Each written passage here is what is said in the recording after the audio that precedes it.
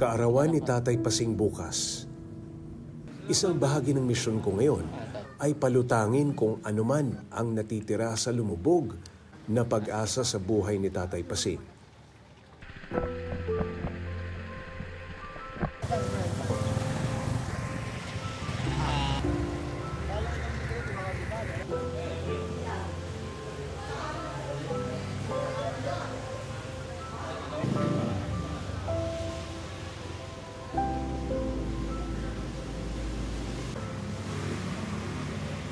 City.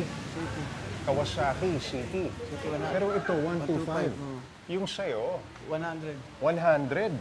Pero ganyan-ganyan itsura? Ganyan-ganyan. Anong pagkakaiba? Malaki makina po nito. Malakas. Mas malakas na. Mas malakas ang hatak. Eh yung taas, ganun din? Ganon din po. Sukatin nyo nga kung kasya sa inyo. Tingnan nyo nga. Oh, sige. Oh. Ganito lang din po kataas. Ganyan din. O mataas ang konti. Hindi, ganito lang din po. Ayun. O mataas ang konti. Mataas po kawante ito. Aba, umaandar. Ayos ba? Ayos po. Ha? Ano sa tingin mo? Okay na po. Okay na. Malaki na pong kwanit tulong sa Ha? akin. Malaki po tulong ito sa akin. Happy birthday, ha, Mang Pasing. Sa inyo na ito. Ha? Pwede mo nang iuwi ito kung gusto mo. Okay, tawagin natin yung Santa Claus natin dito. Gilbert. Oh, ito po yung Wiltec. Oh, si Gilbert. No? From Wiltec po, si Gilbert. Eh, sila ang nagbibigay na ito sa'yo. Ano masasabi mo? Maraming salamat, sir. Nako, sir.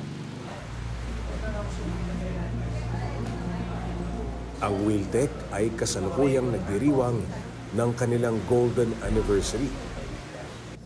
Ito ang isa sa pinakamalaking multi-brand shop ng mga motorsiklo sa buong Pilipinas. Kasi of course, Wiltec has this program called Wiltec Cares. So yung Wiltec Cares, that is our arm for helping out the community. No, we have this outreach program in times of trouble and in typhoons. No, that is one of the non-negotiables of Wiltec, yung core values, which is yung tumulong ka sa kapwa mo. So isa sa mga golden ng Buhay Ride There is to uplift yung mga nagpupursiging mga rider, nagpupursiging mga tricycle driver. Nung na-meet mo at nakausap mo si Mang Pasing, anong masasabi mo? Ang nakita ko kay Mang Pasing, ano siya, yung napakamahiyain niya. Mukha siyang mahiyain na tao. Pero yung will niya para magpursige, para sa pamilya niya, hindi mo matatawaran yun. Isang katangian yun talaga ng isang Pilipino. No? Pero we all deserve something better talaga. We deserve more, no, as a Filipino.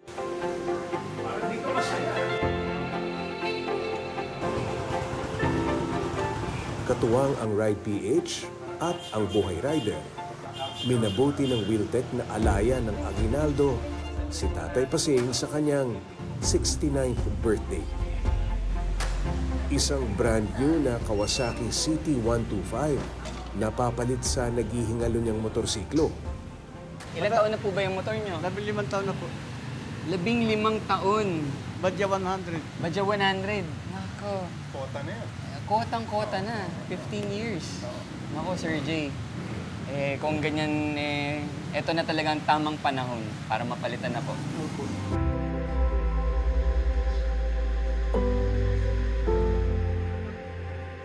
Hindi ko maipinta kung ano ang saloobin ni Tatay Pasing. Tahimik na namamangha sa natanggap na regalo. Happy yan, baka nga atakihin sa puso. Baka atakihin pa ako ngayon. What struck me the most was his situation. So nung nalaman namin he's working for his family, for his pamangkins, and he's helping out his brother. So using the motorcycle, lubog sa baha. So nakaka-catch yung ganong storya, no? Kasi syempre lahat tayo nagtatrabaho pantay-pantay sa buhay, and then makikita mo na yung isang kababayan natin, lubog na, literal, lubog sa baha yung bahay niya. So, tapos 15 years na yung motorcycle niya. So, syempre, para sa ganong sitwasyon, sino pa ba yung tutulong, di ba, sa ganong klaseng tao? So, nagpapasalamat din kami, syempre, sa Ride PH for pointing, no, the direction to that person. May parating pa silang helmet tsaka jacket. Wow! O yan. Mula sa SEC. Okay. O, tama din ang helmet at meron ka ng jacket kung sakali, ano? Yung alam natin, matagal mo pang gagamitin yung baterya nito.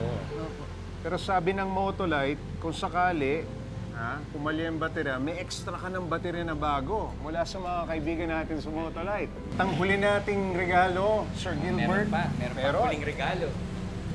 Yung mga kaibigan natin mula Clean Fuel, so ang sabi nila, sagot na nila yung 6 na buwan mong gasolina para dito. Wala ka nang iisipin na pang gasolina, sayang din yun, di ba? Malaki yun. Malaki po. Malaki Kalahating taon. Maraming salamat sa inyo sa ginawa ng tulong niyo sa akin. Sabi ko po maraming po salamat sa inyo lahat. Sana po ipagpalain pa kayo ng Panginoon Diyos na marami kayong matulungan. Oo. Anong plano mo ngayon sa bago mong motorsiklo? Paano mo gagamitin yan? Mamali ko po yun. Baka mali ko pa sa sarili ko yun.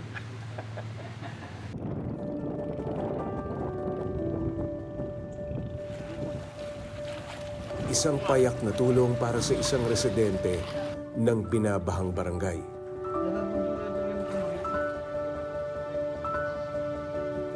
Pero malaking ginhawa naman para sa kanyang mga tinutulungang pamilya.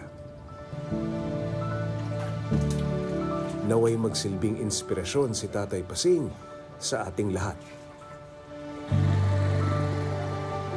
Napilit umaarangkada sa buhay sa kabila ng mga problema.